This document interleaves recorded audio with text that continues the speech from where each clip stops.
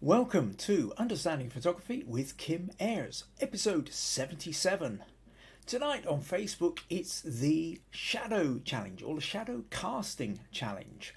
There's so much you can do with shadows that actually I decided to kind of divide up the shadow, and I'll probably do the other kind of shadow challenge at a later date. But basically, the kind of shadows I'm talking about for tonight were the idea of the shadow cast onto another surface. So rather than say the shadow on my face caused by light hitting my face, more like the shadow on the wall here that is cast by the light. So that notion then, I was going to call it casting shadows, and then actually realised that casting shadows had a slightly different meaning. If you cast a shadow over something, it's like you kind of bring something down, you put a negative effect onto something. It's quite interesting, the use of language in that way. But anyway, so I decided to go for shadow casting. So tonight, having set last week, I talked about that whole notion of shadows, about what casting shadows means, gave lots of ideas of ways you could interpret it, and then set the challenge. And we've had quite a few people send in stuff. I can't remember the exact numbers, probably something about 17, 18 people have sent in images with the challenge, and tonight we're going to look through them and give some feedback, comments, and hopefully by the end of the evening we will feel inspired. Certainly I know when looking through the photos, preparing for tonight's podcast, there are some quite amazing ones kicking about. So do stick around, I think it's going to be a lot of fun. If you find these podcasts useful, interesting, inspiring, entertaining, then do consider supporting them by going to buymeacoffee.com/Kim Ayres. The other thing is here we are live on YouTube at the moment, unless you are happening to watch the recording, in which case you're watching it recorded on YouTube or embedded in my blog, then make sure you subscribe. Somewhere down in the bottom right corner as you look, there should be a subscribe button, and click the bell for notifications so that you know when new videos appear on this channel. And of course, invite your friends along. If you know anybody else is interested in expanding their knowledge of photography, then invite them along. So here we are, live, unscripted, a bunch of photos to take a look through. If you're here, let me know you're here, leave a comment. Let me know where you're from. It looks like there's already quite a few people in tonight, so let's take a little quick look. Lots of comments here. Oh, Pat was in here before I'd even started. I got a few comments came in, which is great. So Pat's enjoying, from Somerset down in southern England, enjoying an Indian summer. Jim says hi everyone, and Kim, a bit early tonight, keen or what? Garry says hello from the Peak District. Nurije says hi everyone. Maggie says hi everyone. Roy from West Yorkshire is just home from the photography show at the NEC in Birmingham. That's Birmingham, England. And my lighthouse photo was in the Guru Shots display. Congratulations, Roy, that's excellent. Ben says hello everyone from Edinburgh. Jack says hello all. Maria is saying hello from a sunny Coral Gables in Florida. A couple of people are congratulating Roy. Rosemary is saying greetings from a sunny Pacific Northwest, USA. Meg is saying hi everyone, that's my daughter, she's downstairs at the moment. A few more congrats to Roy, and Viji says good evening, and Viji will be enjoying a literal Indian summer from India. Robert says howdy from Texas. Mac says evening all. Not actually that late, just given that some people usually turn up quite a bit later. You're fine, Mac. John saying hi from Ohio. And now I'm getting a whole bunch of happy anniversaries. I'll mention that one in a minute. And Jacqui's here from South Africa. Hi, Jacqui. Right. And Asim has turned up, evening all, from Haddenham in Buckinghamshire in England. So cool, we got a great crew in tonight. Really looking forward to this. So yes, just to put across the fact that it is in fact mine and Maggie's wedding anniversary, our 26th wedding anniversary today. Now, last year it was our silver wedding anniversary, and we were stuck in lockdown, and there wasn't wasn't a huge amount. We couldn't go anywhere, couldn't do any, go out and celebrate or anything like that.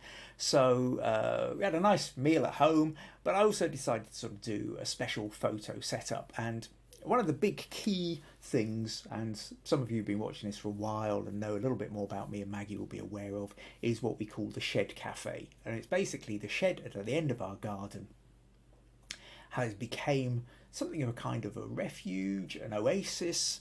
It was a way of leaving the house and feeling like we were going somewhere. And so pretty much every morning, unless there's a compelling reason not to, Maggie and I head out there for our mid-morning coffee. And so I decided to do a photo shoot based around that last year. And in fact, this was the picture I did, where it's actually set up all professional, like with proper lighting. And you can see I put a flash, off-camera flash, on the inside of the shed with a little orange gel on it to give a nice kind of warm glow. And actually the sun was kind of coming in and out and wasn't really giving me the light that I wanted. So I did in fact set up a large softbox to light us. So and then set the camera on a tripod, 10 seconds exposure, 10 second timer rather. Ran round, leapt into place, and did this about 20 times and got very exhausted doing it until we had that one that we thought, that looks rather nice. This year I wasn't going to mess around with anything like that, so it was just a quick selfie with a mobile. But actually, so this is the one that went up on Facebook today to celebrate our 26th anniversary. For the eagle-eyed among you, you may have noticed we've painted the shed. For the last couple of years, it's been that kind of pale blue grey. This summer, Maggie got this really kind of deep, darker blue, which she really fancied on the shed. So that got painted. It does now mean actually it just sort of disappears into the shadows. When we're at the back of the house at the kitchen window looking out, we kind of no longer see the shed. You've got to really squint to notice it. Anyway, that's a little bit of fun. Just to kind of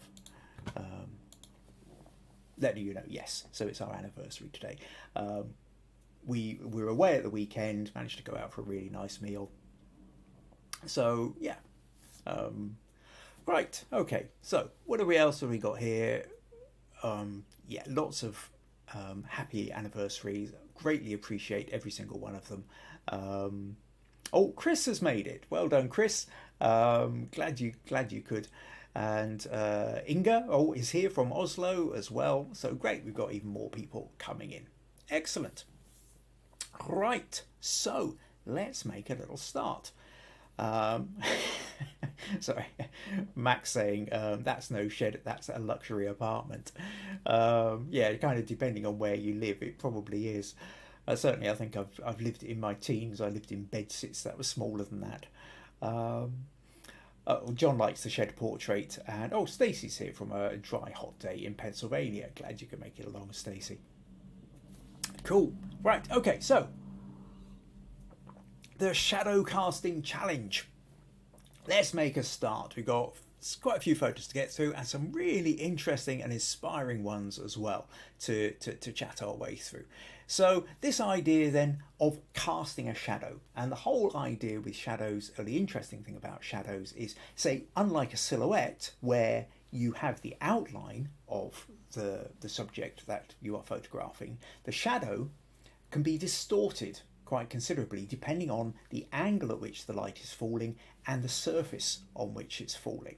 And this can create illusions, can create puzzles, can make the whole thing really quite interesting. So having talked about it all last week, we set the challenge and we've had some great entries. So let's make a start. Nope, not that one. Yes, Roy. Let's start with Roy.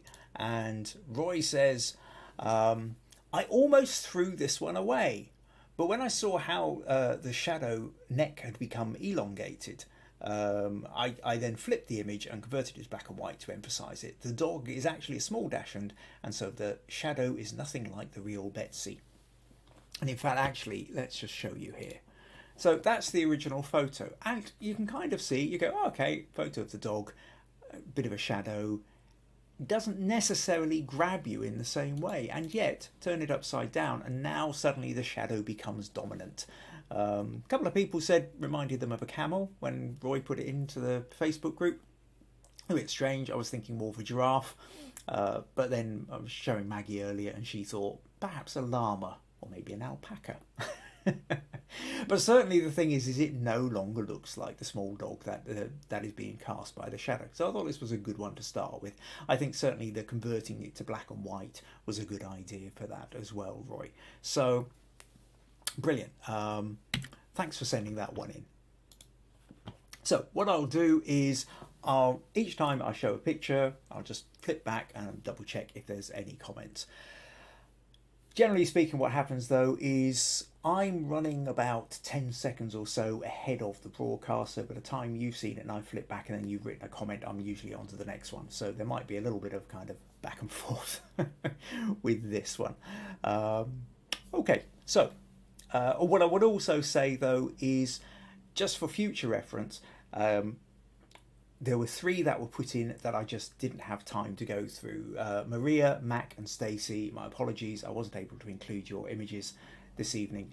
I do warn people, just to, just to give myself the little get out clause, that if you're submitting images either for challenges or critique, I really do need them in before Tuesday. Tuesday tends to be this terribly panicked day where I am going through all the images, I'm putting them all into folders, I'm going through all the writings and the comments, transferring them to a notepad, plus whatever else happens to get in the way of that day, dealing with emails and everything else. Generally means that the preparation is quite hectic on a Tuesday. So if everything's left to a Tuesday and then I suddenly get bombarded with images sent in at the last moment, I can't guarantee that I can include them. I know I have on occasions in the past, but I'm going to try and sort of, well, it's just, I kind of can't. So, my apologies to the 3 of you over that. Right, okay. A couple of Inga reckons that was an interesting flipped upside down. Viji says, lovely click, also looks like a llama. And, Jim seems to reckon it looks like a little dinosaur. Cool, okay. Next up then, what have we got? Oh, this one comes from Erich. Now, Erich said, I took this one a couple of years ago. The cage sitting on my garage floor, casting its shadow. I admit the overall subject isn't wonderful, but the 3D effect of the cast shadow caught my eye. The actual cage looks quite flat in comparison. And I thought, it's kind of interesting that actually the way the cage is, the shadow, I think, looks almost more three-dimensional than the actual cage itself. So yeah, smug points I think there. Actually, Roy, you should have had a smug point before for your inverted dashrant as well. But Erich, yeah, I think that's a good observation. A nice kind of flat concrete floor. The only thing I would say is, and some of you will already kind of guess what is a little bit more room to breathe. I think what would have been nice would have been to see the whole cage. I think because it's a flat, plain concrete floor. Interesting, you've got like shadow up there. Looks like maybe taken in your garage or something with a door open. I think if this had sort of extended down to the left and we got a little bit more, you included the cage and then a little bit of space to the right, and then it would have sat kind of cleanly within the space. I think then that shadow would have just been that little bit, it would have made it punch a little bit more, I think. But still, really interesting shot, and I do really like that kind of 3D effect that you have on the shadow. So, thanks for sending that one in. Right. All right, I'm talking now about Dino Dog. Okay, yeah. Mac and Inga love the 3D image effect. Oh, Vandana's here. Hey, still a little woozy, but going to enjoy it all with you. So, for those who didn't pick up from the Facebook group message, Vandana was in for surgery this morning and felt she might still be a bit fuzzy with the anaesthetics. So, glad you're here with us. Glad you managed to make it out, and yeah, well done. Thanks for making it along. Good to have you here. Right, okay. Next up, then. Let me take a look at what have we got. Oh, Asim. So, Asim, Let's flip this one over here. Now, Asim said, recently being into photographing flowers, decided to submit this image while messing about, as loved the interesting dark shapes produced on the petals by the shadows cast by the sun behind the flower at high noon. Now, I think it's an immediately eye-catching, beautiful picture of a flower.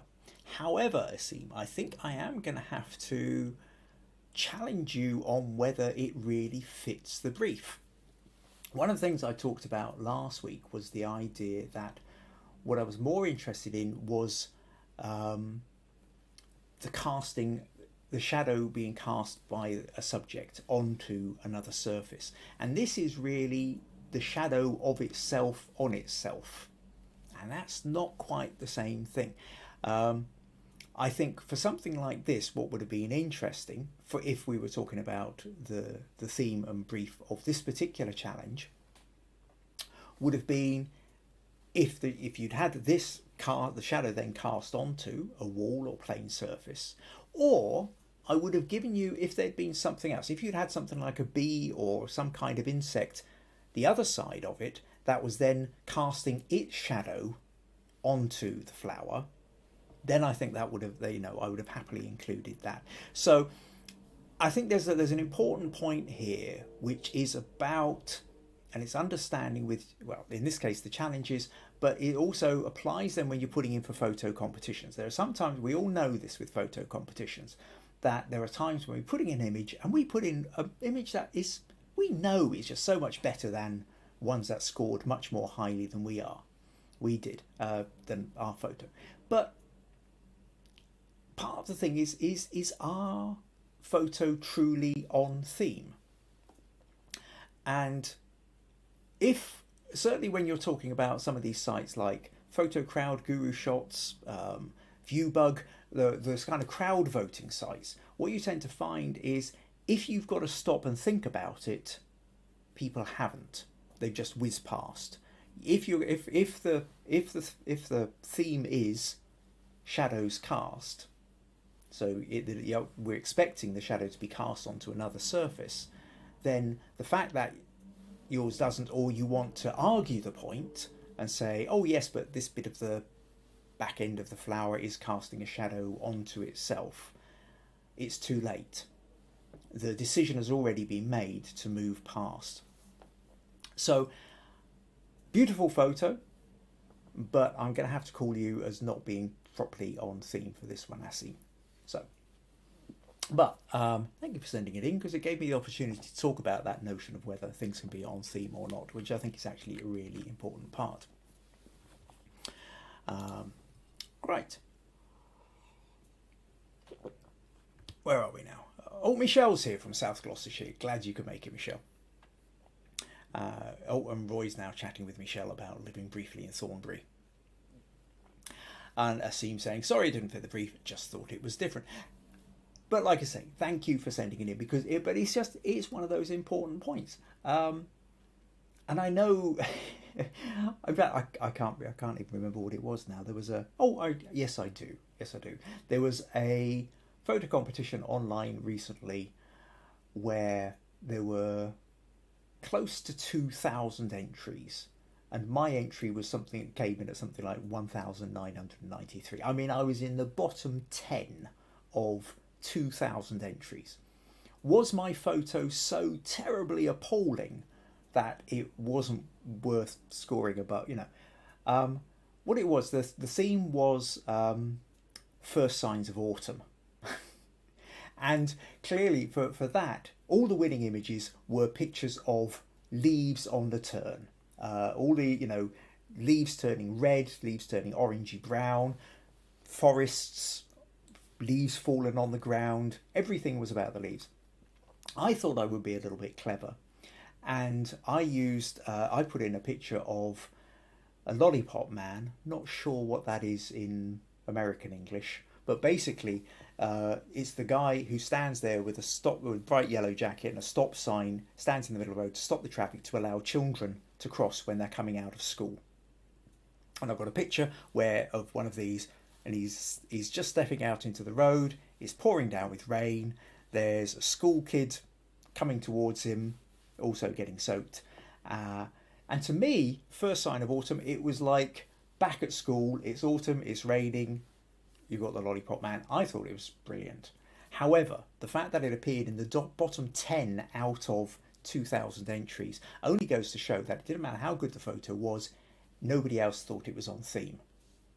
And as a consequence, it didn't get voted for. Not even not even bottom 20%, not even bottom 10%, but bottom 10. Kind of humiliating. But it proves the point that I'm just trying to make. So, lessons, we learn them as we go. And Viji saying, lovely shot though, I see. Oh, Stacey says, crossing guard. Yeah, Lollipop Man is what they're called in Britain. A crossing guard would be what they're called over in America. Thank you for that, Stacey. Right, okay, next image then. Oh, Inga. So Inga from Norway. It's got this rather beautiful, I love the shapes and patterns on this.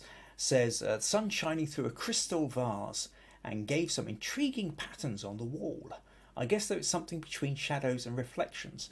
Or is that partly reflections or refractions, I think. And I'm really happy to accept this. This is because one of the examples I gave last week was just sort of where I took a glass tumbler, slightly smaller than this, but I then shone the torch through it to show what happens essentially when the light goes through curved or bent glass.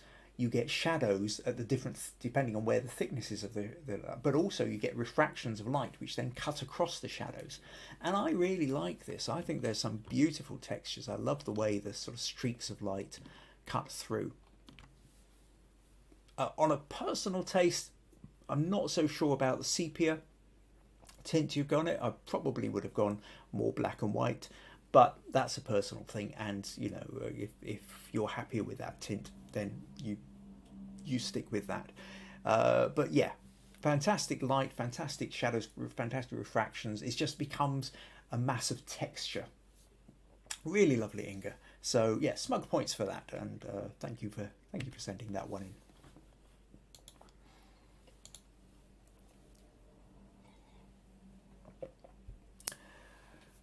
Roy's saying you often see colour pictures in black and white contests and portraits in landscape competitions. Yeah, that's absolutely true. Yes, that's to go back to that notion of not everybody's always on brief.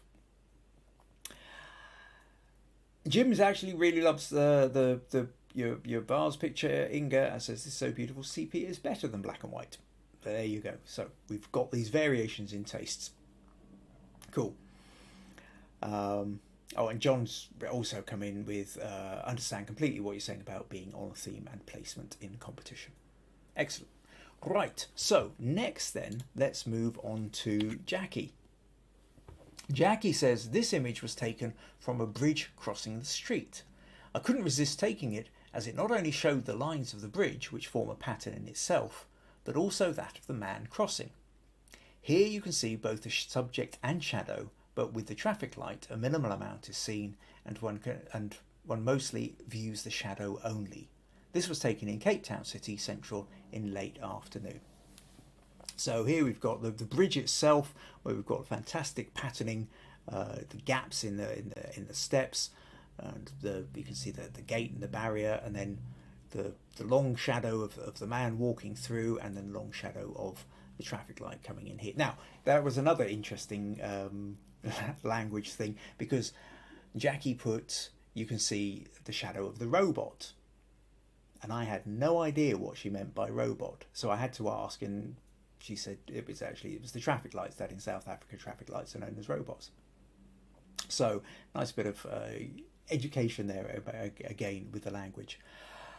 Interesting one, this. I do quite like the red colouring of the paving, but I can't help but wonder what this might look like in black and white.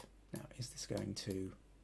I seem to be having a problem with the right click on my mouse at the moment. So, okay, I'm going to have to just click and drag, I think, into Photoshop, because I do just want to take a quick look.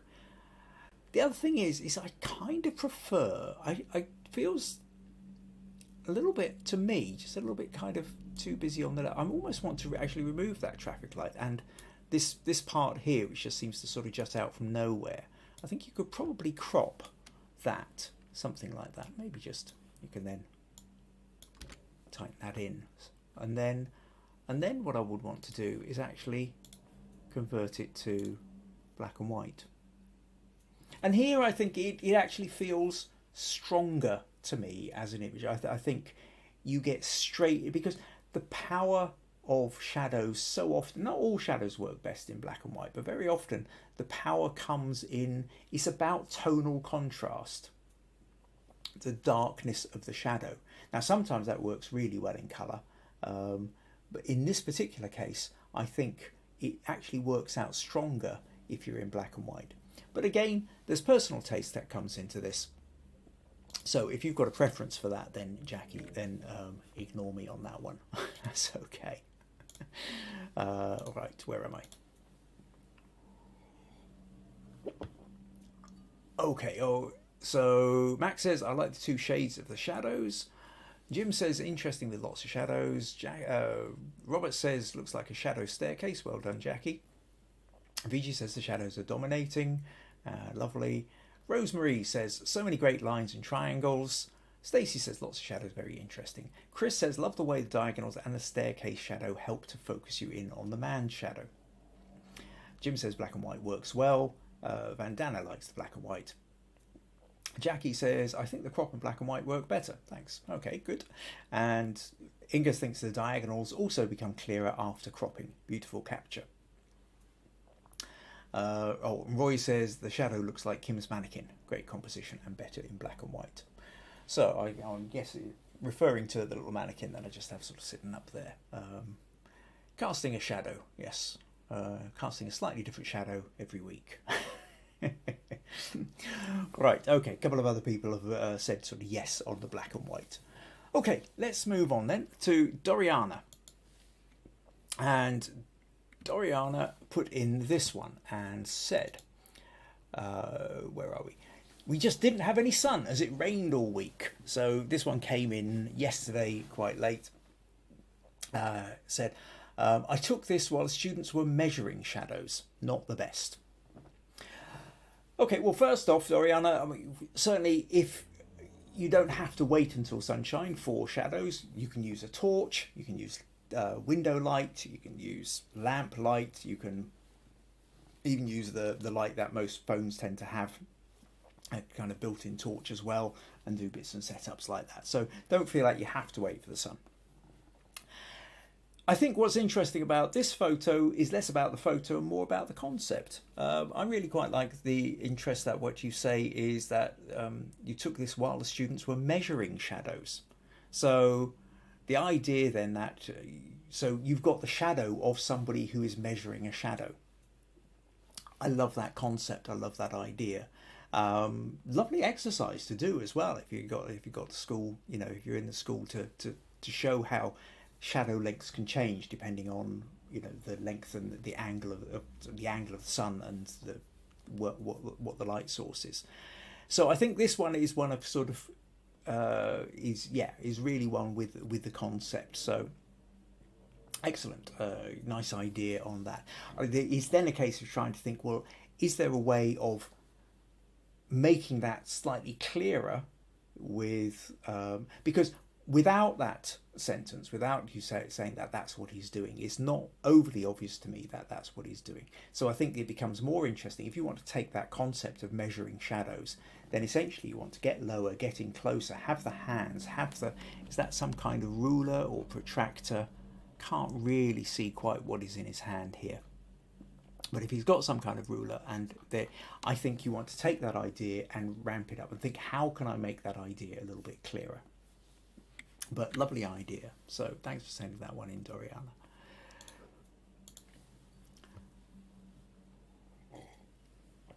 All right, okay. Next up then, we'll go to Jim. And Jim says, I might have cropped this in a little tight with not enough room to breathe. I don't know, Jim. I don't think it's too bad. Maybe a fraction more space, but I don't think it's too bad. Also, I didn't convert it to black and white as I felt the shadow was dominant enough to hold interest against the figurine.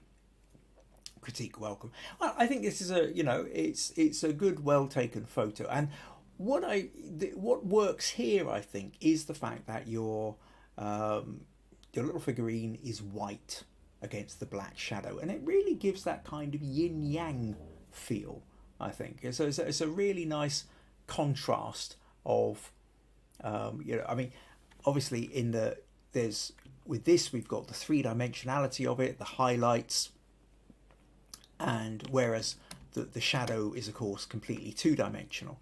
They are linked by the shadow as it comes down on the ground here. Yeah, I think it works well. And certainly the curve here and the curves, I think, like I say, it's a kind of sort of yin yang ish kind of vibe to it, which I think works rather well. So yeah, I think you might be right. You know, maybe an extra centimetre or something at the top, maybe at the bottom and the right. Really, I think the balance is, given the kind of gap in the middle here, you don't necessarily not the biggest part of the middle, but certainly where the shoulders are. I think this gap here, already being in sort of between the shadow and the shoulder of the figurine, you kind of want to make sure you've got a minimum of that balancing out on the edges where it hits. Otherwise, it feels like the gap in the middle overpowers the border as such. Either that, or if you brought the light source round a little bit so that there was slightly less gap between that, if you halved that gap by the angle of your light source, then you would end up with a similar amount of gap that's sitting at the top here and sitting at the bottom here, in which case I think visually that would balance. So interesting point. To be honest, I hadn't considered that until the words are falling out of my mouth just now. But it is one of those things we know. We talked before about the fact that gaps get exaggerated in photography. That if you place, you know, it's like the selfie I did with Maggie. We've actually got heads touching. If, you know, normally when people are sort of standing side by side, you know, there's a shoulder width or more between them. And because your usual vision is going from sort of, you know, is really quite wide, that gap doesn't take up much space. You know, it's maybe only taking up 5 or 10% of the whole picture. But if the edge of the photo is on one side of the head and the other edge of the photo is on the other side of the head, then suddenly the gap in between can take up 30% of your image, and so therefore proportionally the gap looks much larger. So you very often, and the reason wedding photographers are always going closer, closer, is because that notion gaps get exaggerated. So you need to narrow the gap in anything that tends to be happening in the middle of the photo. And you can do that either by literally narrowing the gap, in this case moving the light source so you narrow the gap a bit, or at the very least extending out on the sides so that proportionally the gap in the middle doesn't look quite as big. So nice pick, thanks for sending that one in, and for making me think about that point with the gaps and the proportions. Right. Maria says, love this image. Viji says, sharp shadows. Ben says, I think the shadow tells the story more vividly than the actual figurine. Rosemary agrees. The feeling that the heart is more obvious in the shadow. Robert says, double plus good smug points. Ben likewise feels that the heads seem more emotional in the shadow. Michelle feels, I love this photo, one very similar using a mask. I will put on Facebook. I didn't get a chance to upload it onto the computer. Okay, Jim's thanking everyone for the comments. Cool, excellent. Right, okay, now next one. Take a breath, put down your keep your cup of tea, move yourself away from your other screen if you happen to be watching anything else. Well, not that I really believe anybody truly would be doing anything else other than putting their full attention onto this screen, but rumour has it that occasionally people have other things going on in the background. Now's the point where I need you to concentrate a little bit, because our next entry is Ben. And Ben gets double plus good smug points on this one, because this is going to take our understanding of shadows and light to a slightly different level, and really an entirely different level. Now, I'm going to try and briefly explain the principle of what's going on here. And Ben does it much better than me. To give you a little bit of background, I met Ben 1.5 years ago. It was about basically a week before lockdown.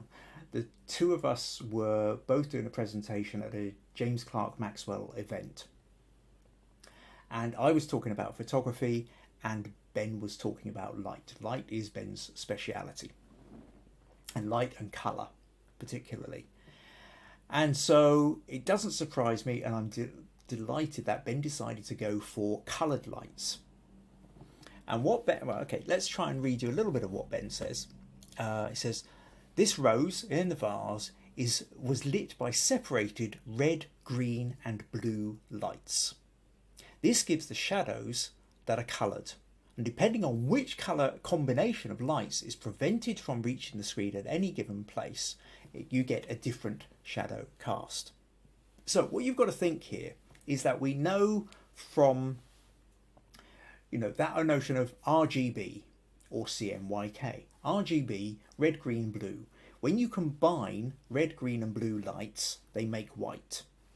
In the printing process, you combine, the more colours you combine, the darker it gets. And they don't use red, green and blue. They use cyan, yellow, magenta and black.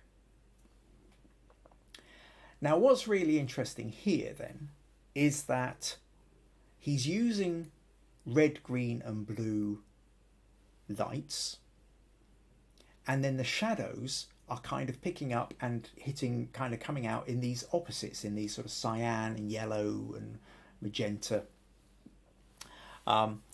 It's essentially what's happening. He's got the red, green, blue lights. They're all hitting the screen, and combined they kind of create a white light. So the background, it's a slight colour cast, but that's okay. But it's more or less white, and the colour of the rose looks like it should. The rose petal, the leaves are all green as we would expect them to be green.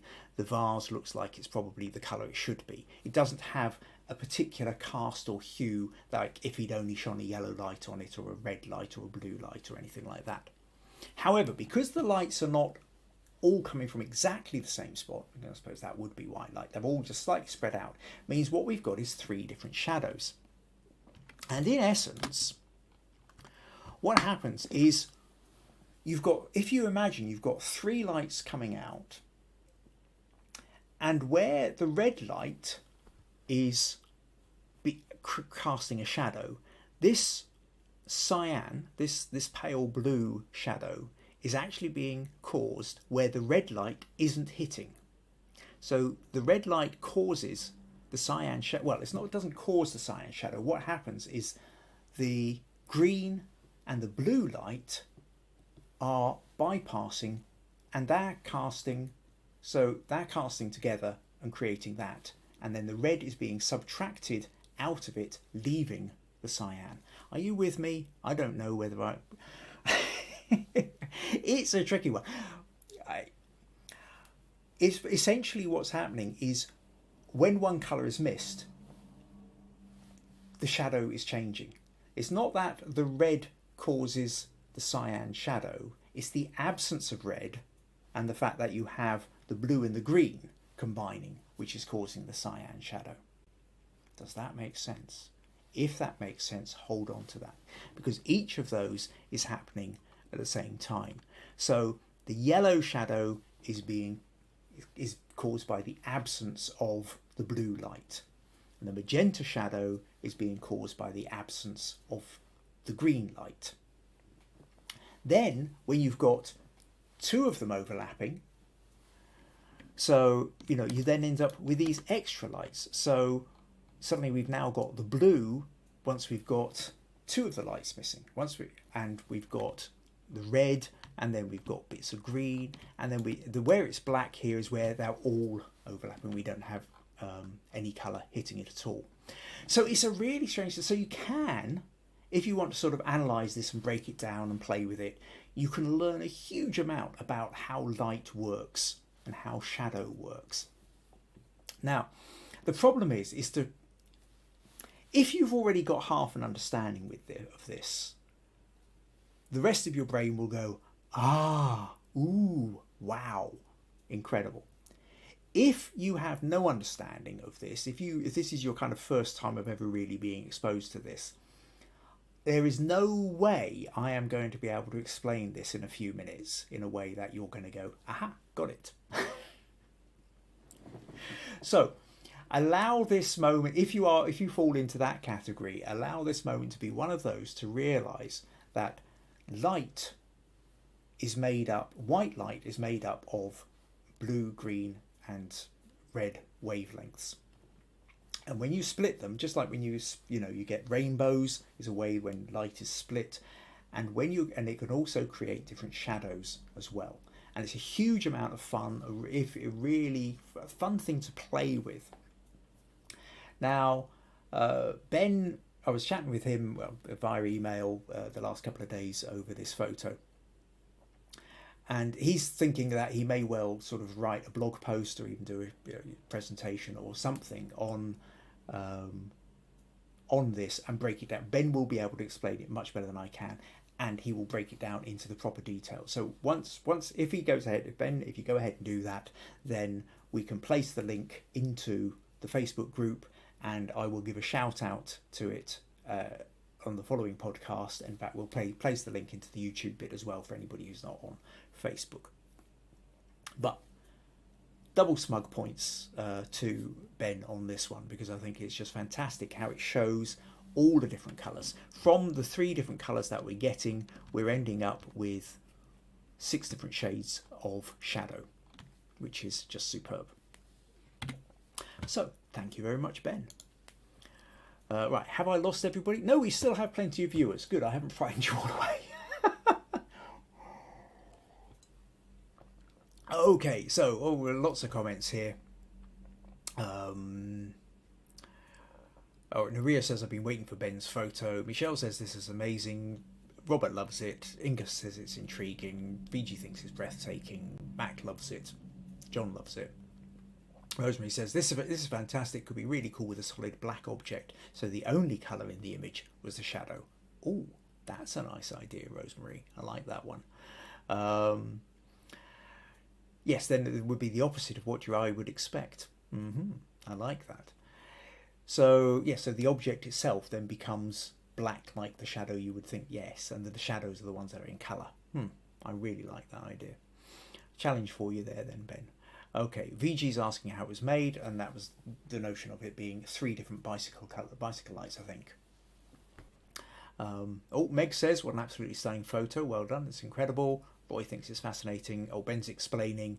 Viji, 3 small bright lights, bicycle headlights about 30 centimetres apart, shining on the roads from about 3 metres away with a white screen behind. Okay, so those who are trying to work out how to do it or want to do your own version of it. And, Rosemary says you can see the lights in the reflection of the vase. And that's a good point. Ben sent me the high-res resolution version. So let me just point it out here. You can just sort of start to catch little bits here where you can see the red, the green and the blue light there, and then depending on all the kind of bumps and textures of the vase, these 3 colours getting picked up all over the place in little reflections there.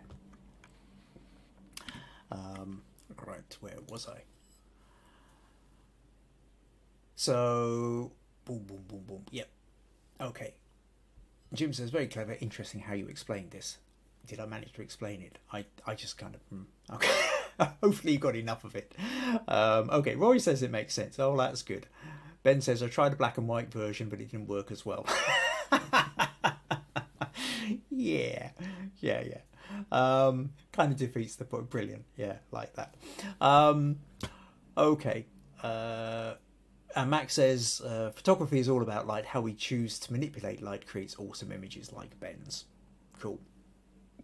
Okay, great. So, right, that's us roughly about kind of halfway through-ish.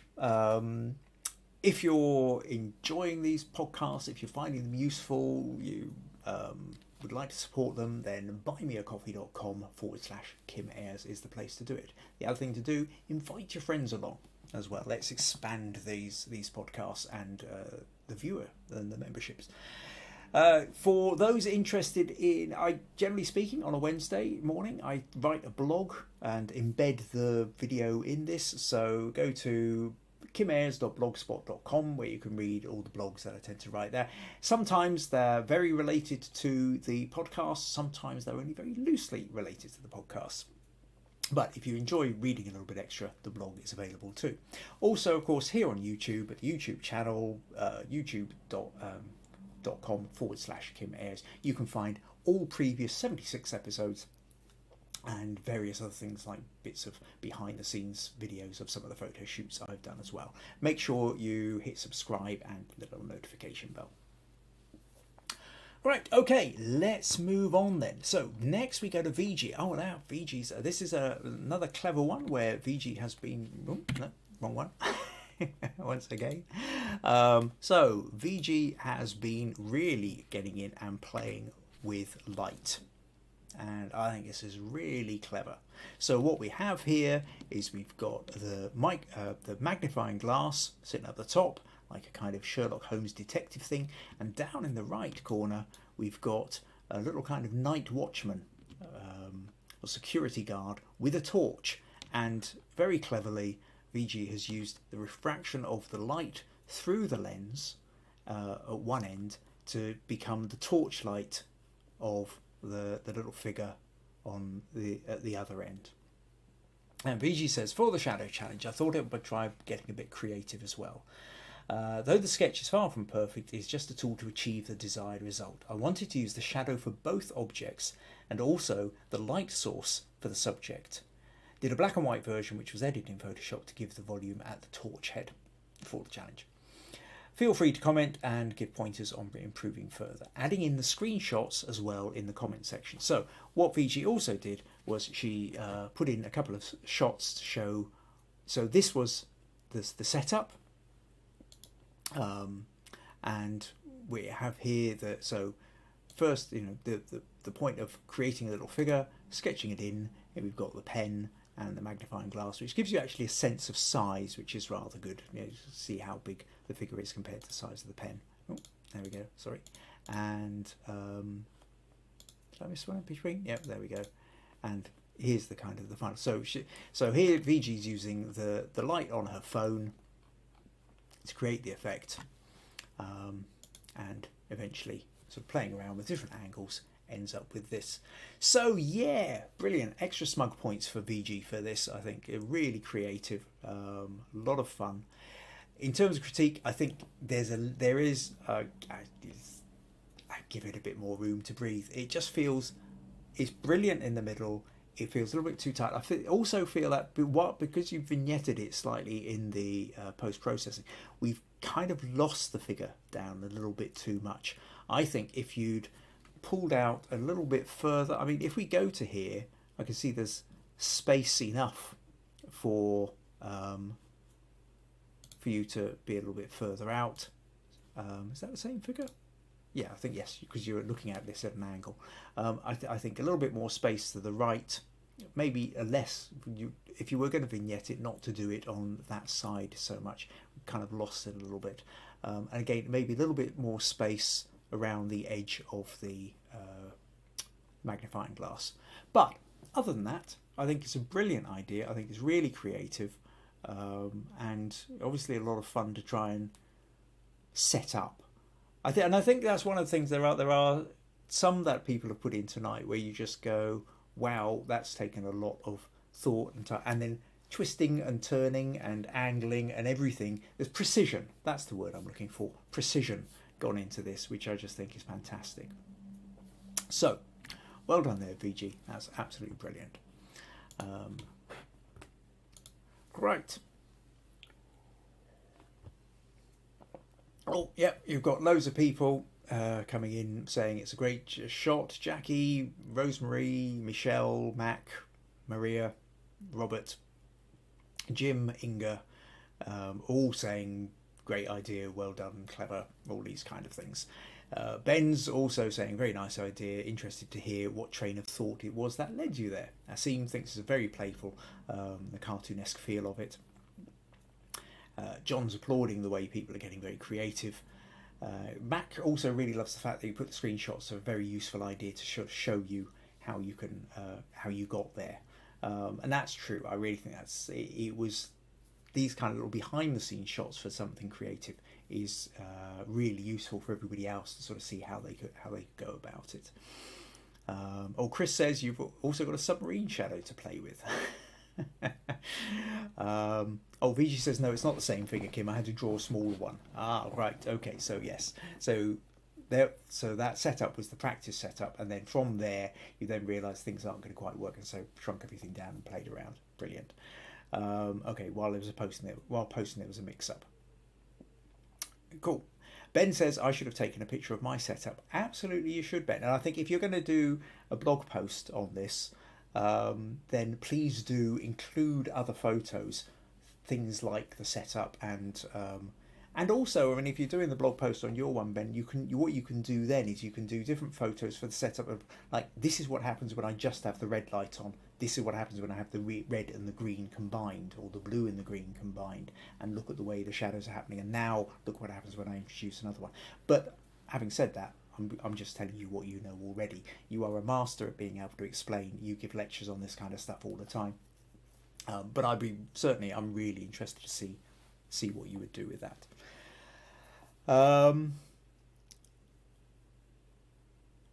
So where are we?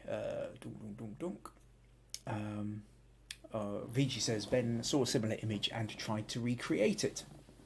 Well, I think there's nothing wrong with that, and that's really good. I mean, I think one of the things I said last week was go and Google shadows and see what comes up. And you see, the thing is, I don't think it matters if you're copying. You're doing your own version of it. What it is it's inspired. The amount of, when you go through that process of drawing something, taking a piece of paper, angling magnifying glasses, all this kind of stuff, you are really imprinting on yourself much more strongly the principles. And when you've got to work around it, you gain a much deeper understanding. I think to set up a photo it forces you to problem solve in a way that sometimes just capturing a photo of what's already there doesn't. That notion of really creating something, I think, is so. If you see something you like on Google Images or on Pinterest or on Facebook or anywhere else, and you want to create your own version of it, go for it. Absolutely go for it. You will learn so much in the process. Even if it doesn't work, you learn a huge amount.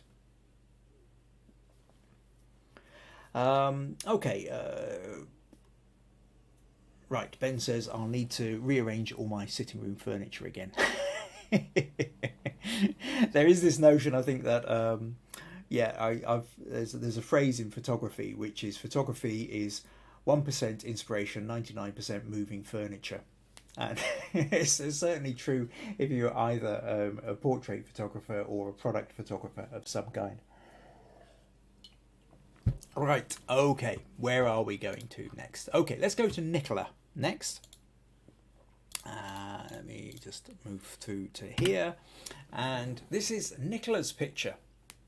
It says it's an on-the-go phone shot from earlier this year. I found that whilst in a lot of cases shadows are a subject in their own right, I like the way the shadows are projected onto the trunk in this instance, pretty much seamlessly blending in. I found the angle of the shadows helped in providing some depth and dimension to the shot. I'd be more than happy to hear your thoughts on it. And I think this is a really interesting photo. I really like this. This is now what's interesting here is I think the shadows on the trunk are a mix of the shadows of the branches higher up and quite possibly shadows of branches from other trees coming across it. But this isn't just like, if these were just sort of straight up trunks with no branches and there's light falling on it, then you would have a certain amount of shadow falling, so there'd be a darker side. It would be sort of slightly darker in the middle or on one side depending on the light source. But here, because you've got the branches casting the shadows as well, the surface of the trunk becomes the texture on which the shadows fall. So you've got, so it, yeah, I think this is really interesting, and I think it really does add that sense of, because the way then the shadows kind of curve around the surface of the trunk, it then does kind of create much more this sort of three-dimensional sense of what's going on, and it's happening all the way up the trunk. So yeah, brilliant patterns, nicely spotted. I think the way these two trees just sort of twist over each other as they sort of draw up into the distance, and then of course the trunks get smaller, the canopy gets wider, because you've taken it as a winter shot before the leaves have come out. You've got each of these lines just get smaller and smaller and smaller and smaller as the twigs come off twigs. It's almost abstract in some ways, so beautifully done. Really like that one. So yeah, have a smug point there, Nicola, I think. Cool. Right. Max says, shadows do flow from branch to branch. Great image, works really well in black and white. Yeah, I certainly think it works better in black and white because, again, it's all about the texture and the lines and the contrast. Okay, next up then, we're going to go to Robert, who's also been pretty creative here. And Robert says, I took this picture today of Anne swinging in a local park. And just for those of you who are maybe looking on small devices, I'll just put in here. Here we have a pair of flip-flops, or and we've got the shadow coming off them, which then abruptly ends, and then we have an empty swing.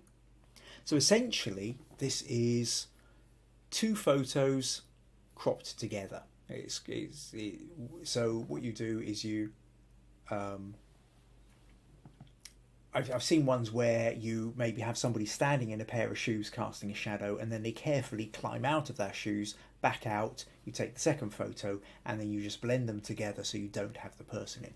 And in this case, Anne would have been sitting in the swing with her legs out straight, casting the shadow so that her feet end at the shoes here.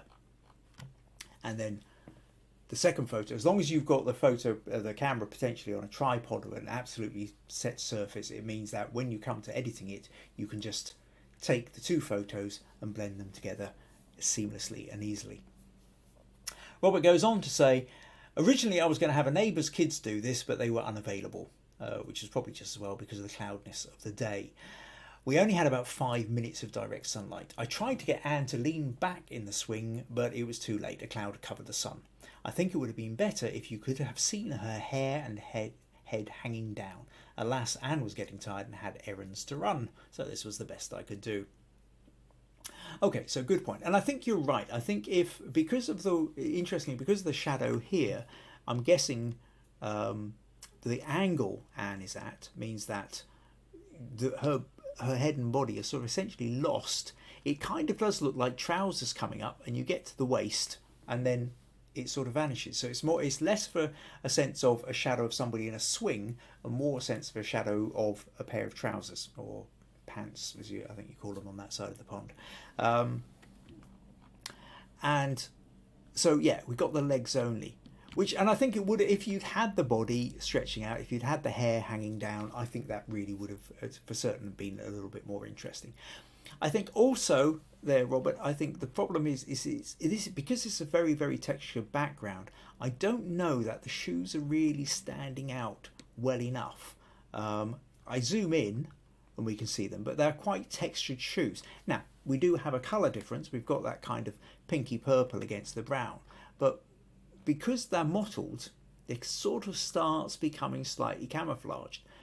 When we pull back out, it's not quite as obvious.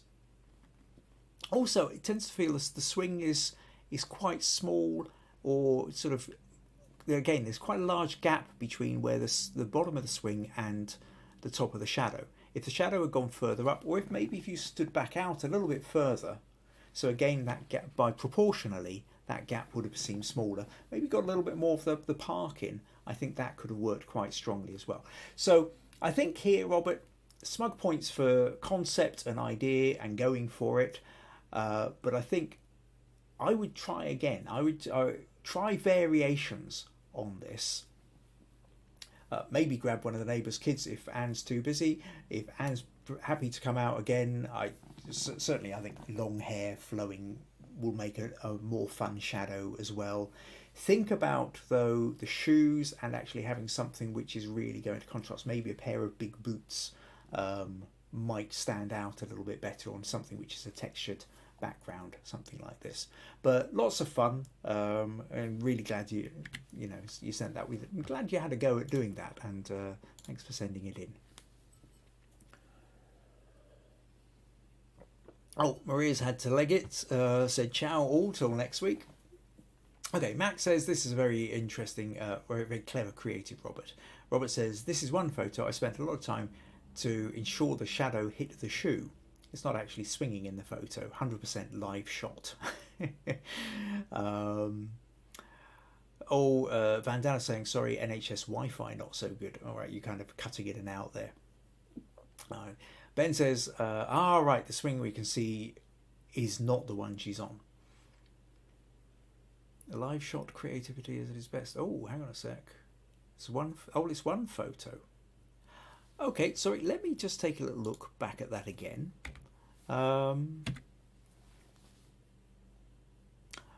Right, so what you're saying then is, so she's on the shadow, she's on the swing next to it? Right, okay, I'm with you. Right. Okay. Even cleverer then, even more, an extra smug point for doing that then. The way I would have done this would have just been taken two photos and crop them together. But what you're saying is, what you've done is you've actually, this shadow is coming from Anne, who is swinging on a swing off to the left as we're looking at it. Cast, and the shadow is being cast this way, but because you've got a still swing above the shadow, that's where we're naturally assuming it's coming from there, which is what I did. Clever, nicely done. I've used similar kind of tricks before. I remember taking a photo once of somebody under a lamppost, but the problem was the lamppost itself was way too high to fit them and the lamppost in without them being tiny. So what I did was I angled the thing so that the next lamppost along was only just above their head, and then you just naturally assume that the light was coming from that one. So you've done the same thing with the shadows here. Very clever, nicely done.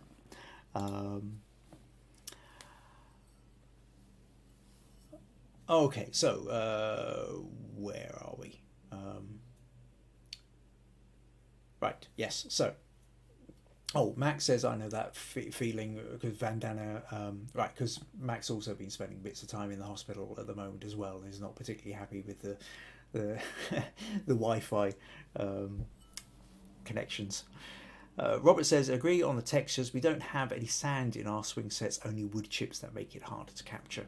In which case, I would say you just need to go bolder, like I say, a bigger pair of boots or something like that might be easier. Inga thinks it's a great idea and shot. Viji says it's eerie too, a little bit spooky. Ben says phenomenal positioning and timing to get the shadow to meet the shoes. And Robert, yes, agrees. Yes, she's on the swing next to it. Roy says it don't mean a thing if it ain't got that swing. Okay, excellent, good stuff. Right.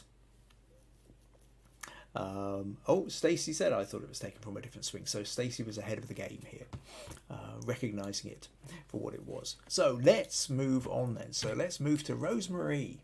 Now Rosemary says, I was intrigued by the idea of a mismatch between object and the shadow we would expect it to cast, which in some ways is almost exactly what's just happened with Roberts as well, but very different kind of feel with this one, especially if this could be set up in camera. So here is an image of a lovely maple candlestick my father-in-law made, but casting 3 shadows. Now it is actually a set of 3 all lined up behind the tallest one. I've tucked in a photo that reveals the setup. Let's just show you. So here's a setup reveal, which I actually have to say I really quite like as well. And which, if you were using this one, obviously you would have needed to slightly come back a little bit further so we can see the top of the shadow of the one on the bottom right. But that makes quite an interesting photo in its own right, I think. But let's go back to here. It was tricky to try and get the angle just right so the smaller candlesticks didn't peek through from behind.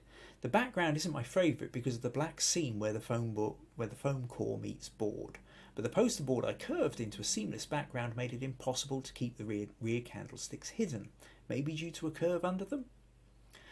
Okay, so what you're saying here then is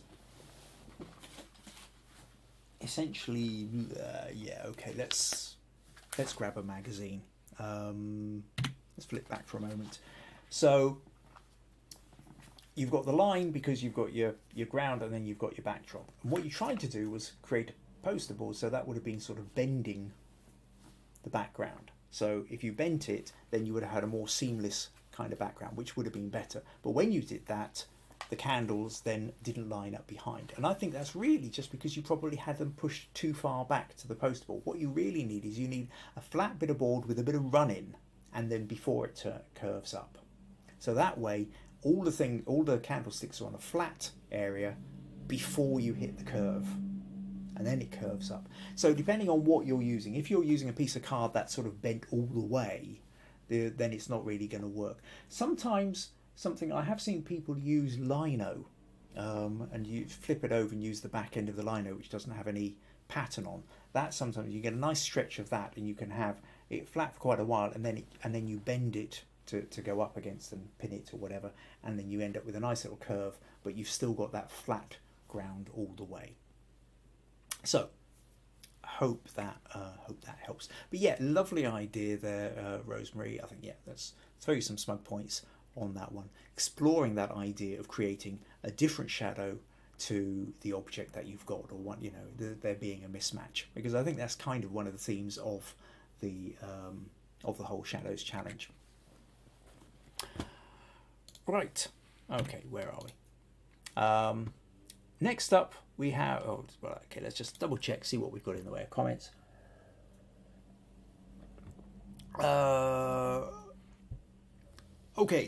Max says, another excellent image, works brilliantly. Viji says, beautiful. I wondered how it would look if the candles were placed and lit. That's an interesting one.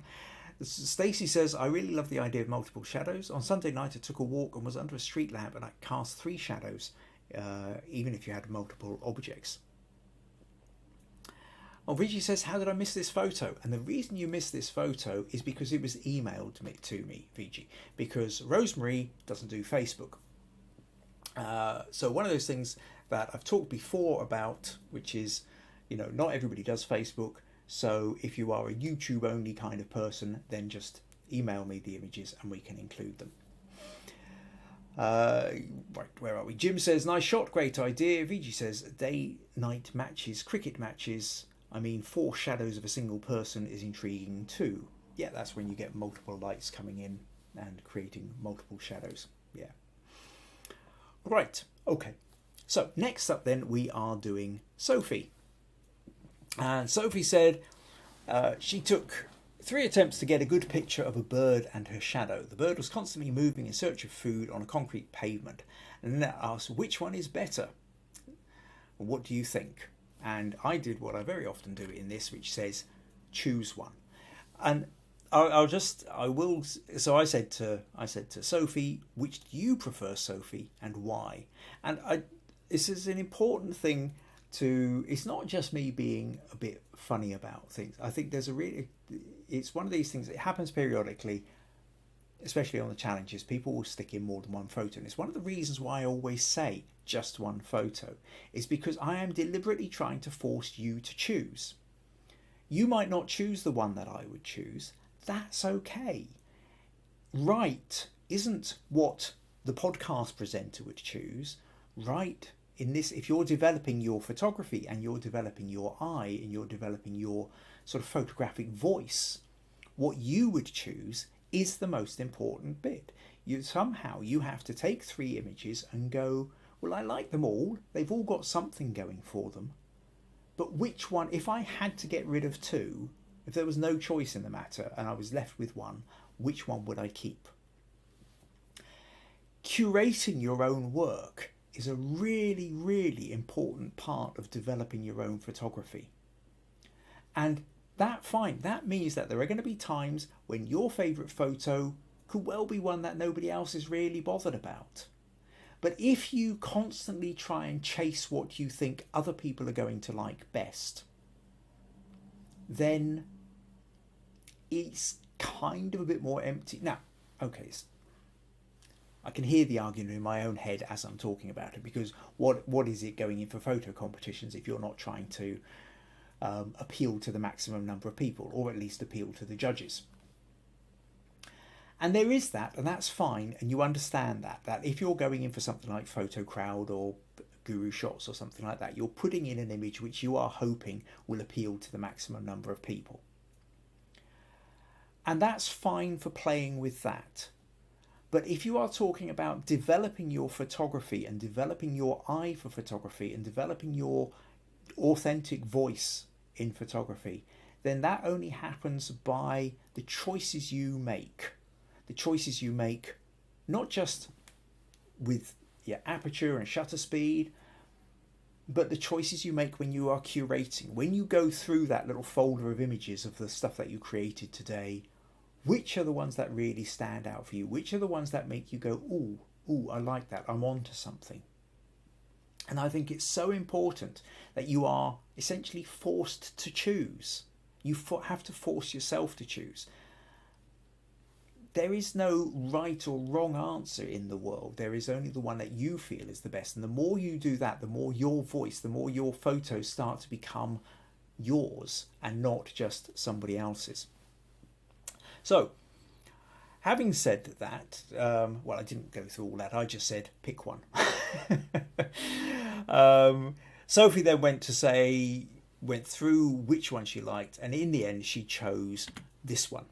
So the third one had a good composition and negative space. Also, what was interesting, when she put this one into the Facebook group, and said, which would you choose? And a couple of other people said this one. I suppose what I'd really like to know, Sophie, is did you choose this one just because other people said this was their favourite of the three? Or did you choose it because it was your favourite of the three? So, yeah, I mean, as the photos go, there were other ones. Bird at different angle, shadow at different angle. There's arguments to be made for all of them. This one works. I like the notion of all this negative space in front of it. I think you could have, if you cropped in closer, that would have been fine. But all that extra space really gives that feel of the bird moving around a large kind of concrete area. Rather than, it's not just about the bird, it's about the bird in its environment, and thus then the shadow is part of that bird in that environment. And so I think that works really well. So I'm really glad that you gave it the larger crop and rather than kind of coming in close on that one. So yeah, have a smug point for that and for actually finally making the choice. Okay. Oh, Vandana says that's a lovely picture. And Yellow Leaf Production. Welcome. I need a name. I don't know. Did you join in once before, I think? And I think I asked for a name and you didn't give me a name. Give me a name other than Yellow Leaf Production. There must be a real one to go with it. Also says, too right, the style can be great but not appeal to a majority. Okay, and Viji says, this photo puts a smile on my face for whatever reasons. Cool, okay, let's move on. So, Vandana then. Vandana, where are we? Oh, yeah, sorry, Yellow Leaf Production says, yes, I did. I'm still Helga. My apologies, I didn't remember that one. So Helga is, yes, you did. I completely slipped my mind. I apologise for that one. Part of the problem is always the case of with the chat, we've got, unless I remember, it's like Robert comes across as Murphy says hi, and I have to do that translation. Vandana is Dear G. Yeah, so I'm kind of trying to do translations in my head at the same time. Okay, so, right. Oh, Inga really likes that bird capture. Excellent. Right, so where was I? Let's move on to Vandana. So let me click here, and now Vandana put in a couple of different ones as well. And once again, I asked her to choose which she was going to go for. said, hi, at the very last minute, wanted to get in something just before the deadline. Inverted cups with eggs on top, my 2 eggheads. Couldn't choose between them, so please vote for the one you think is better suited for critique. And then I said, no, which one are you going to choose? So she said, well, I will definitely... so she decided to go for... She's reckoned that the eggheads had the spirit of friendship wrapped around them. So now, having said that, she would go for the egghead. She didn't say which one, because there were 2. There was this one and this one. Now, this one is a better crop, but it's out of focus. This one's much more in focus, though it feels like it's all been tucked up to one side and needed to be cropped slightly better. So I think really you needed to do a proper combination of both. There was another picture of which had been smoke coming off an incense stick, I think, which also created some interesting shadows. I mean, it's another one that part of me almost kind of wish you'd done that, because nobody has actually done that today, which is to look at the shadows created by smoke, which is a fun one to play around with. Anyway, but what I also quite like here, Vandana says, the eggheads have the spirit of friendship wrapped around them. And I guess what you're meaning by that is this light colour here, which, because these are cups turned upside down, I'm guessing are kind of, you've got some kind of light refraction going on, which is bouncing across the shadow, which creates interesting extra textures. So thanks for sending that one in, Vandana. Right, where are we?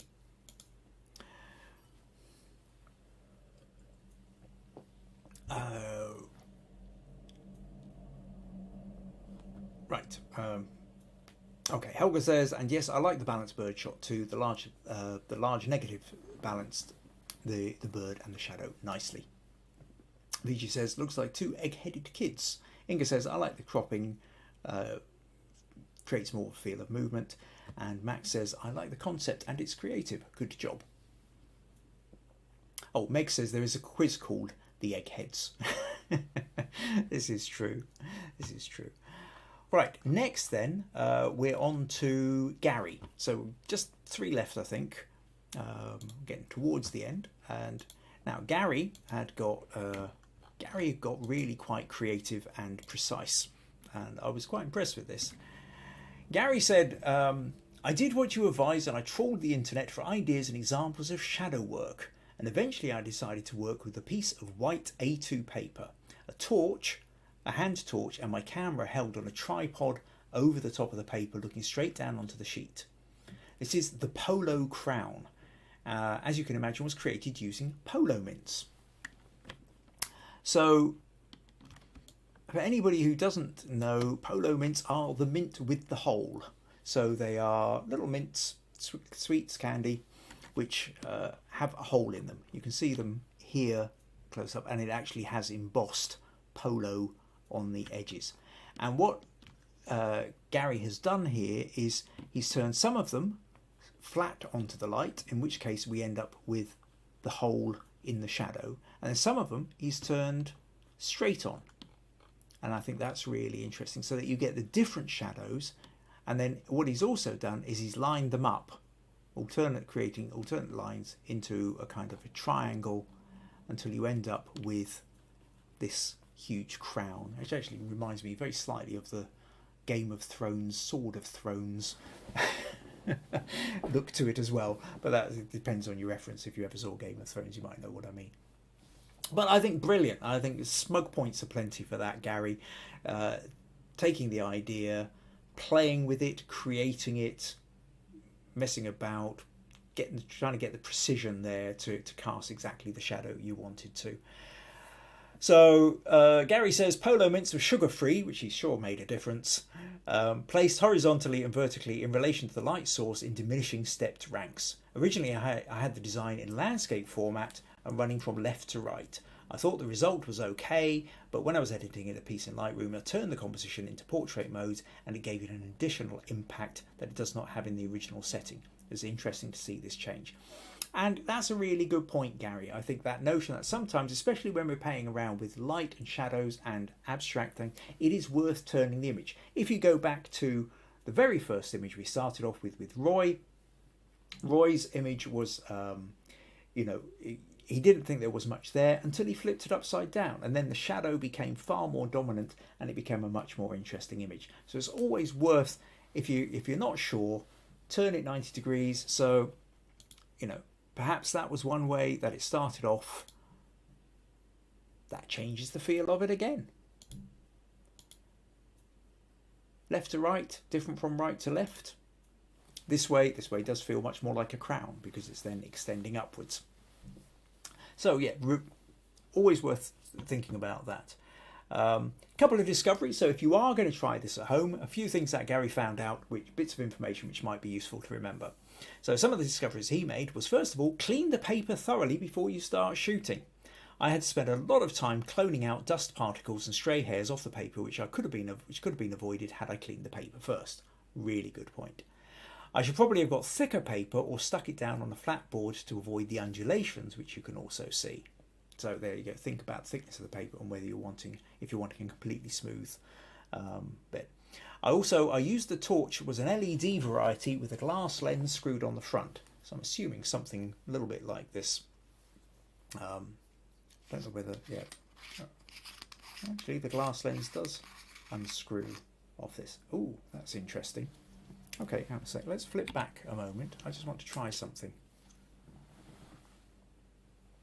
Okay, just trying to create a shadow here. Does that create a different shadow? I've got shadow here. And what he's done is he's got the LED torch and he's just unscrewed the lens bit from the front, because when we put the lens on, I suppose it creates more of a, yes, kind of, I don't know whether you could really see on this, but it does change it slightly. It sort of brings it a little bit more like kind of Viji's lens in a way with the magnifying glass. So what Garry is saying is the torch I used was the LED variety, like this one, with a glass lens screwed on the front. I found that by unscrewing the lens, that annoying circular focusing pattern that gives the lens the light is entirely gone, and you get a nice even distribution of light. So it actually worked out better to take that lens bit off the front of the torch. Garry also went on to try and create another piece of work which he didn't put in, where he was basically creating like a Stonehenge using Lego pieces, and then was trying to line up a torch so that it would be similar to the sunrise at the solstice. At this point it got way too complex, and he realised that in a lot of ways when you're playing around with these things, simplicity is best. But some fantastic ideas in there, Garry. Thanks very much for exploring that and telling us a little bit more about it. I think there's a lot to be said with that. Okay, so where have we got? Comments. Oh, Viji says, yes, the mint with the hole. Nurije likes that. Max says, now that's shadow work at another level, Garry. Awesome. Rosemary says, lifesavers in the USA. Is that the name instead of polo mints? Right, okay. So a few people, yeah, but Stacey says we call them something different. Nurije says, oh, the Iron Throne. Yes, the Iron Throne in Game of Thrones. Asim, says, amazing patterns, love the use of the polo mints, ingenious. Stacey says, nice job with the candy shadows, love the angles. Ben says, what an idea, must have taken a lot of patience to get the polos in exactly the right places. Inga says, so fascinating and not easy to figure out. Viji was also reminded of Game of Thrones. Robert loves the idea. Ben says it would be great to see a video as you slowly move the light source. Yeah, no, I think that's a good thing to do as well. You create something and then slowly move the source around. And whether you video it or just take a set of photos, string them together, that'd be quite fun. Cool, so smug points aplenty there, Garry. Next up then, we're going to go to Nurije. And where are we? So Nurije says, I've tried quite a few things, but had to choose this one as I thought it's the only one that I'm happy with, thanks to my daughter, who just happened to leave her bike out after coming back from cycling. Now, okay, fun, you're great, your daughter's just dropped her bike, you see the shadow. I think the bikes do have an interesting shadow. What I think I found really fascinating about this, and because I looked at it, I deliberately placed this after Garry's picture, because I want to point out about the shadow. One of the things I find really interesting in this photo is if we look at the wheel, the front wheel, which unfortunately you've kind of cut off a bit here. When we look at the front wheel, we're looking at it edge on. We're not seeing it side on, we're looking at it edge on. But the shadow of it is directly side on. And I think you're missing a trick here. I think this is something to play with. Unfortunately, the way you've done this, the emphasis you've placed here is on the back wheel and where the saddle comes up. And that's kind of interesting. The front of the bike being cut off feels like it's just being kind of cut a little bit too much. But I think what the thing is, Nurije, is I think that what would be interesting here, play with this again.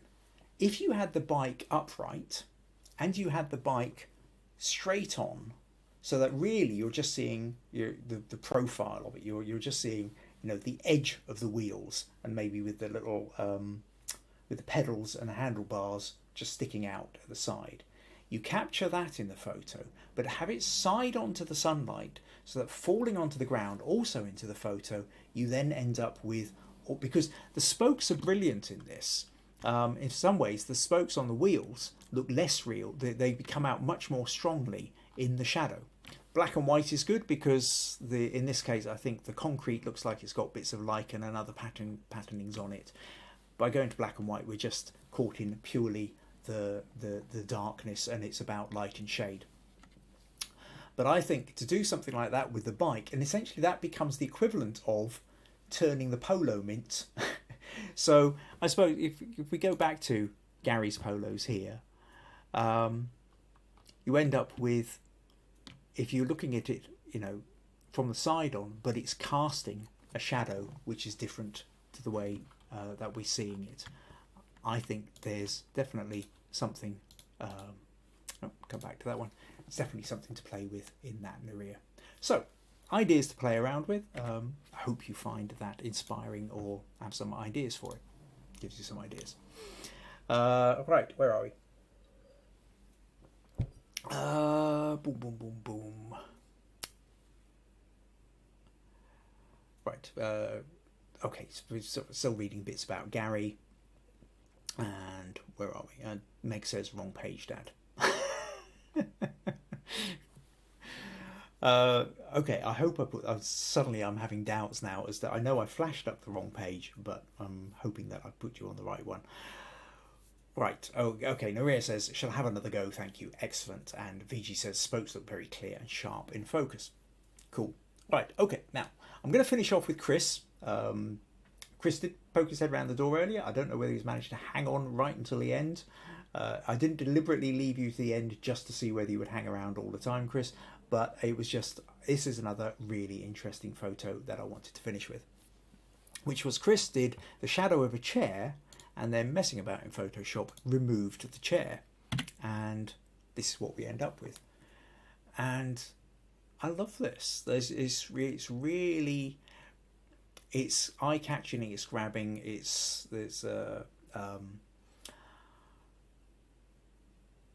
we've got the chair. We're looking at a chair in the sunlight. The bars, the back of the chair, I don't know, it's almost like a prison cell to me. It kind of has that kind of feel to it. But then we go, but where's the chair?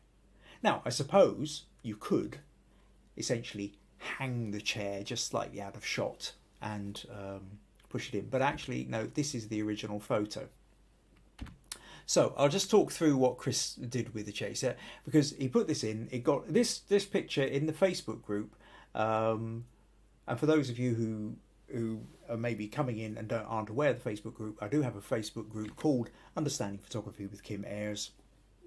You can go to Kim Ayres Photography at Facebook and you'll find it very easily, or just type Understanding Photography with Kim Ayres into Facebook and you will find a group. So there's a group there where people, very often that's where they submit their pictures, but can also sort of ask questions and chat with each other as well.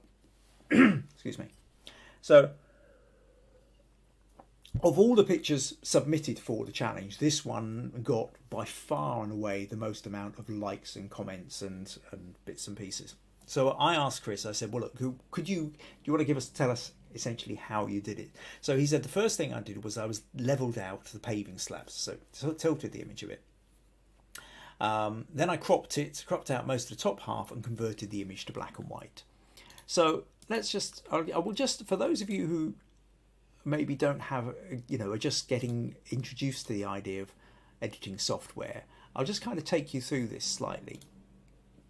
So what he's done, the first thing he's done is just tilted this to make it a little bit squarer, and then he's cropped out most of the top part because that kind of isn't really needed so much. So you come in something like that.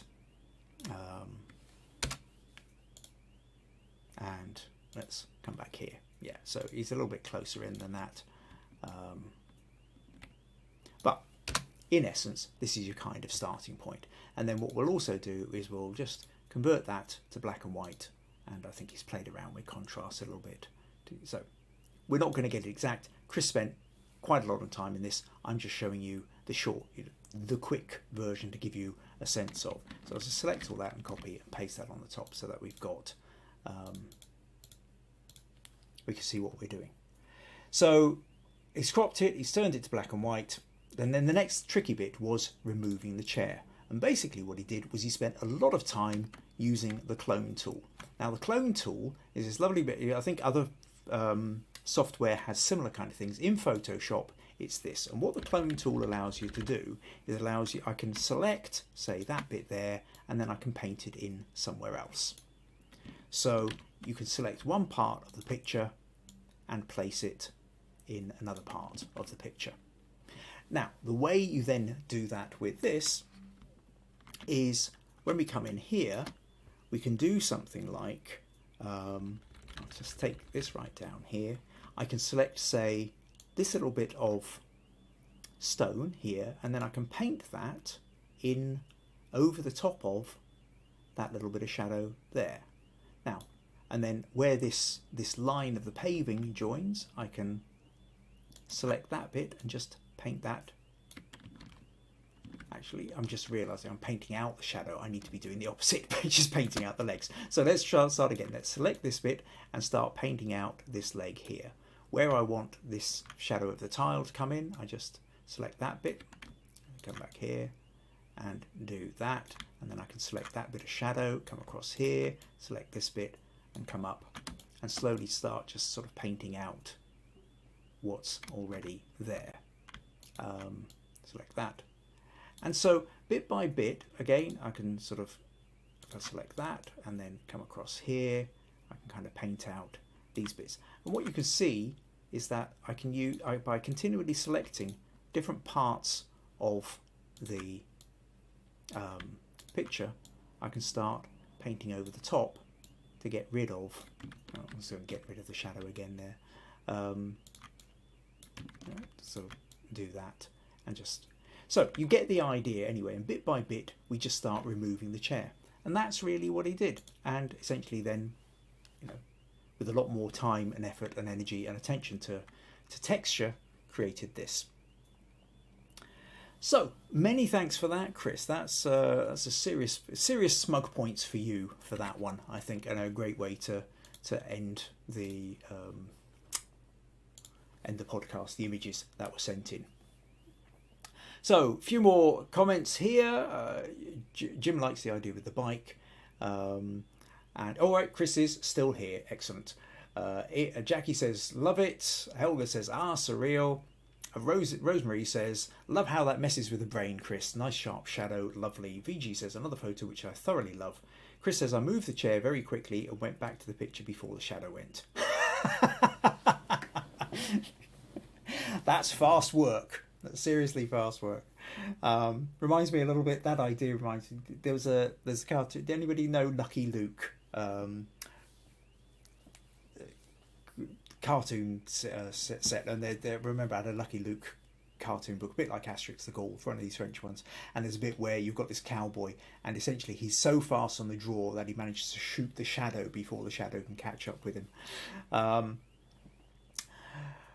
Asim says, I love the contrast of the shapes and the textures, beautifully done. Michelle says, very clever, Chris.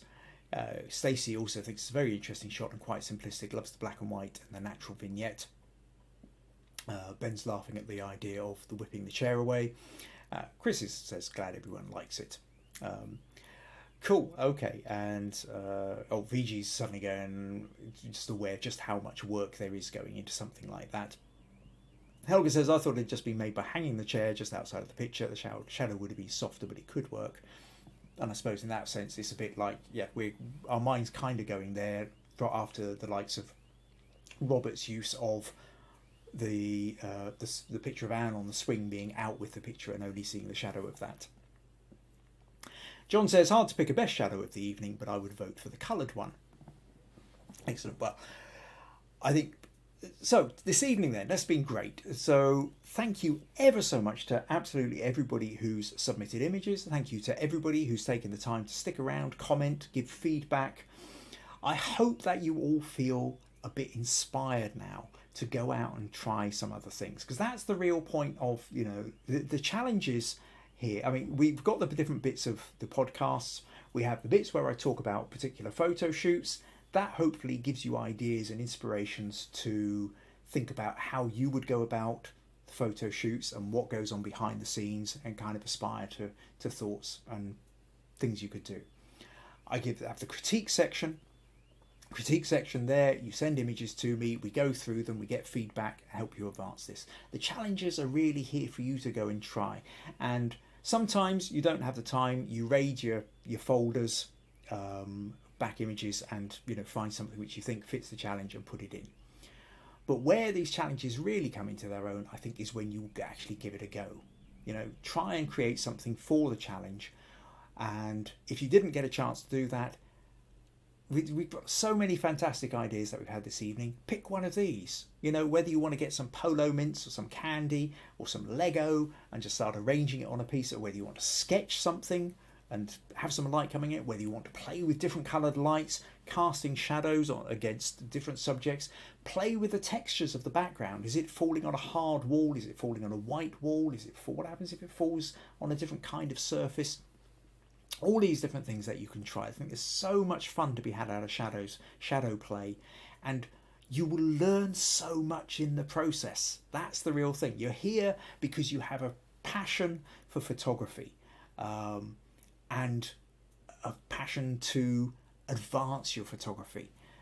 So everybody who sent something in has been inspirational to other people. So thank you so much for doing that.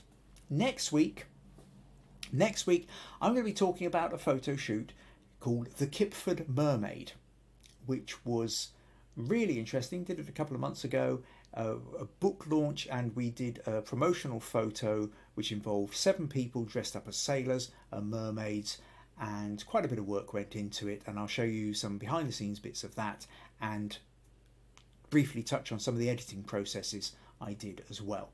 And then what we'll also do is we'll have the critique section. So if you would like some feedback or you have questions, make sure you put the images into the Understanding Photography with Kim Ayres Facebook group, or email them directly to me. If you're not on Facebook, you see kimayres.co.uk here, just put Kim at in front of it.